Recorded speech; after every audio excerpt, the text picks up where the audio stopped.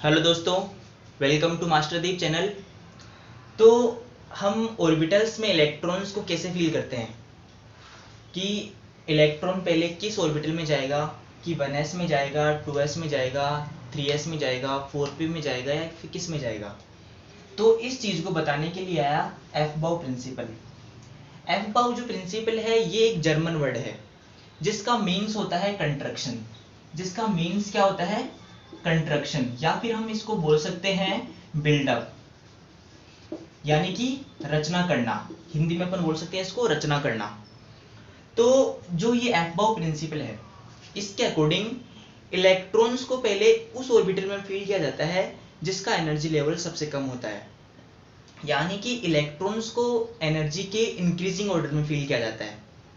अब बात आती है कि सर इलेक्ट्रॉन्स की ऑर्बिटल्स की एनर्जी लेवल कैसे पता करें। तो इस चीज को पता करने के लिए हमारे पास एक रूल है n+l रूल। यहाँ पे n है principal quantum number and l है एजिमुथल क्वांटम नंबर। तो जैसे कोई भी ऑर्बिटल है हमारे पास, जैसे है 4d, तो इसमें जो 4 है, ये जो नंबर होगा ये होती है n की वैल्यू, और जो अल्फाबेट होता है ये होती है l की वैल्यू। तो हम एक बार साइड में लिख लेते हैं l की वैल्यू सभी के लिए। तो s के लिए होती है l की वैल्यू 0, p के लिए होती है l की वैल्यू 1, d के लिए होती है l की वैल्यू 2 एंड f के लिए होती है l की वैल्यू 3। ये आपको हमेशा याद रखनी है। तो हम बोल सकते हैं जो एनर्जी है वो डायरेक्ट प्रोपोर्शनल होती है n+l के। एनर्जी जो क्या होती है? डायरेक्ट प्रोपोर्शनल होती है n+l के, यानी कि n+l की वैल्यू बढ़ेगी, एनर्जी बढ़ेगी, और जिसकी एनर्जी सबसे कम होगी इलेक्ट्रॉन पहले उस ऑर्बिटल में जाएगा। फॉर एग्जांपल हमारे पास है कुछ ऑर्बिटल्स जैसे कि 1s, 2s, 2p, 3s, 3p and ये है 4s। तो इन सब के लिए हम n+l की वैल्यू काउंट करते हैं। तो इसके लिए है n की वैल्यू 1, इसके लिए n की वैल्यू है 2, इसके लिए भी है 2, इसके लिए n की वैल्यू है 3, इसके लिए भी 3 और इसके लिए है 4। l की वैल्यू, s के लिए l की वैल्यू होती है 0, s के लिए फिर ये 0, p के लिए l की वैल्यू होती है 1 एंड फिर s के लिए 0, p के लिए 1, s के लिए 0। तो यहाँ पे अब n+l क्या आ जाएगा? इसके लिए है 1, इसके लिए है 2, इसके लिए भी है 3, इसके लिए है 3, इसके लिए है 4, इसके लिए है 4। तो इनको अब हम एनर्जी के इंक्रीजिंग ऑर्डर में अरेंज करते हैं। तो हमने बात की थी कि जिसके लिए n+l की वैल्यू ज्यादा होगी उसकी एनर्जी सबसे ज्यादा होगी।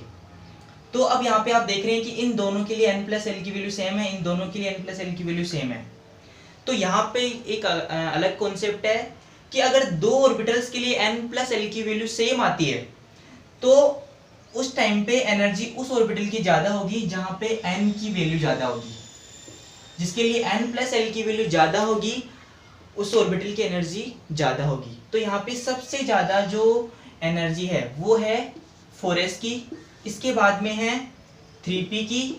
अब इन दोनों में n की वैल्यू है 3s के लिए, तो इसके बाद में आएगा 3s एंड इसके बाद में है 2p, फिर है 2s एंड लास्ट में है 1s। तो सबसे ज्यादा जो एनर्जी होगी वो 4s की होगी, फिर 3p की, फिर 3s, फिर 2p की, फिर 1s एंड फिर 2s एंड फिर 1s ऑर्बिटल। और इलेक्ट्रॉन जो भरे जाएंगे वो सबसे पहले भरे जाएंगे किसमें? 1s में, 2s में, 2p में, 3s में, 3p में और फिर लास्ट में 4s में, क्योंकि उसकी एनर्जी सबसे ज्यादा है। तो ये हो गया हमारा एफबाउ प्रिंसिपल। और अब इन ऑर्बिटल्स को इनकी एनर्जी ऑर्डर में याद करने की जो बात आती है, तो उसको याद करने के हिसाब से ये डायग्राम ड्रॉ किया गया है। इन ऑर्बिटल्स को इस डायग्राम में इनकी एनर्जी लेवल के बेस पे अरेंज किया गया है, जिसमें सबसे कम एनर्जी है 1s की, तो सबसे पहले इलेक्ट्रॉन इसमें जा रहा है, इसके बाद में 2s में, इसके बाद में 2p में, इसके बाद में 3s में। इस तरह से ये ऑर्डर अरेंज किया गया है और ये आप ऑर्डर बुक्स में भी लिखा हुआ देखते हो, तो आप आई होप आप समझ गए होंगे। तो ये जो ऑर्डर है बिल्कुल n+l की वैल्यू पे अरेंज किया गया है। तो या तो आप इसे याद रख सकते हो या फिर n+l से याद रख सकते हो। तो अब है एक मोस्ट इंपोर्टेंट एक्सेप्शन एक्सेप्शन जो है वो ये है, तो अपना हाइड्रोजन एटम, दूसरा है Hg+ एंड तीसरा है Li++। तो ये जो है इनके लिए we can not apply aufbau principle. इसके लिए जो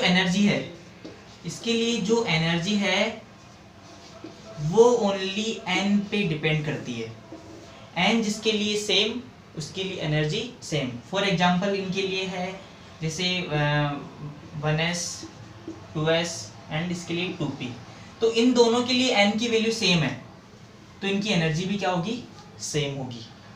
तो आई होप आपको ये वीडियो समझ में आया होगा, अबव प्रिंसिपल आप समझ गए होंगे।